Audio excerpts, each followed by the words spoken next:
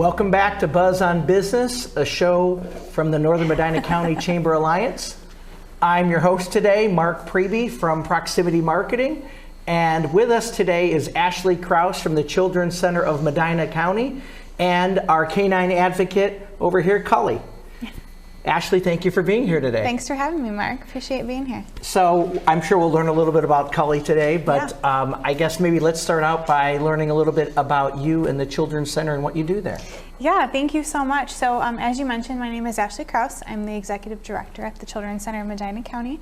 I've been there for almost a year. Cully has been with us for about 4 months now. Excellent. We got her in December.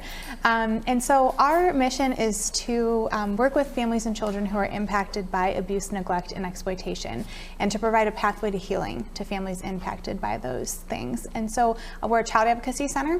What that means is we provide forensic interviews of child victims of sexual abuse, physical abuse, neglect, and exploitation.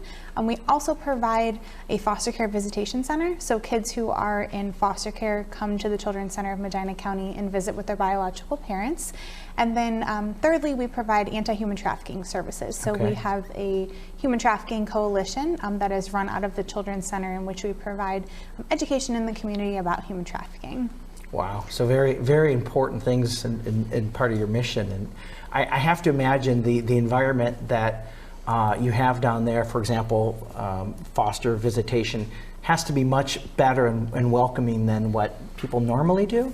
Yeah, definitely. We're definitely very lucky in Medina County. We work in collaboration with Medina County Job and Family Services to service the Foster Care Visitation Center. And how it's set up is it's 4 playrooms with toys for children from age birth up until they're teenagers. So we have from changing tables up into a foosball table. And we try to provide all age-appropriate toys for children who come in and visit with their parents to make it a comfortable setting for them, and so that when they come in, they truly feel like they're in a home and they're not in an office setting or in an industrial setting or anything like that. So very comfortable and relaxing. Yep. Yeah, that's excellent. So it's a very tough subject. I'm sure a lot of people are uncomfortable talking about abuse and things that happen. Why don't you talk a little bit about Medina County, because people probably be surprised to know what happens here and how you take care of those people. Yeah, so Medina County, we actually just wrapped up, April was Child Abuse Prevention Month, and so a lot of people probably saw pinwheels around the county that represented every investigated case of child abuse and neglect in 2021. I think I saw it by the library, right? Yep. Yeah, so we tried to spread awareness throughout the entire county this year at libraries, police stations, mental health agencies, job and family services, so wherever we could get pinwheels, we had them. And so last year in 2021, there were 696 investigated cases of child abuse and neglect.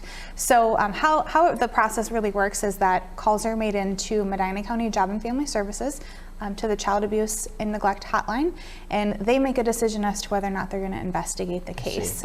So 696 of those were decided that they were going to be investigated last year. Wow, that's that's amazing, actually. Wow. So from a programming standpoint, I know you have some new programming. Do you want to talk a little bit about that? Yeah. So a couple of our newest programming is, one is Cully, who is our canine advocate. She provides services to children who are coming in for forensic interviews. So the goal of having her is to provide some anxiety and stress relief to both children and caregivers that are coming in for forensic interviews. So we've had a lot of positive thoughts on how Cully has been impacting children and families, how she has helped them relax during a time where they have to talk about really difficult things. And so again, whatever we can do to help someone feel comfortable is our goal at the Children's Center. I mean, who wouldn't love having right. So she's part of our new programming, and then we also are starting a caregiver support group, and that's actually going to start tonight, and it's going to be 2 Tuesdays a month going through the summer. And so what that is, it's a caregiver and parent support group for caregivers and parents who have children who have experienced sexual abuse or any sort of maltreatment. And so the goal behind that, we worked in collaboration with Ohio Guidestone and the Adam Board, is to create this group for parents to have a safe space to talk with each other and to talk with others who are going through similar experiences that they're going through, so that they know that they're not alone. It has to be a very stressful role, so taking care of the caregivers probably is a wonderful thing for them as well. Yeah, absolutely. And we're often asked, now what, after a child comes in for a forensic interview. And so we want to be able to provide as much support as we can to families moving forward, even after they leave our office that day.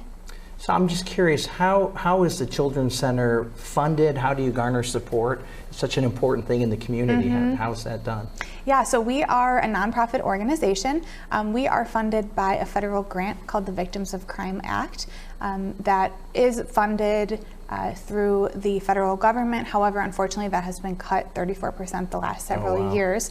So unfortunately, we are working really hard at fundraising and donations and other community grants due to the cut of the Victims of Crime Act grant. So that funds less than 25% of our current budget, that act does. So the state and the federal government is working on those grants. But in the meantime, we have tremendous community support. We're back into our fundraising events, which is amazing because things had been halted because of COVID. So we're looking forward to getting back in person and having all of our events. And truly, our community and our donors are what keep us standing, and we have a wonderful, supportive community. Excellent. How can people get a hold of you? Yeah, so people can go on our website, medinacountychildrencenter.org, or they can call into our office. They can stop by. We invite anyone to come in for a tour. If anyone wants to go on our website and send us an email or give us a call and schedule a tour to come in, we'd love to show people what we do and truly appreciate our mission. Well, Ashley, thank you for being here, and thank you for the great work you do in the community. Thanks, Mark. And thanks, Cully. Cully. Thank you. We'll be right back.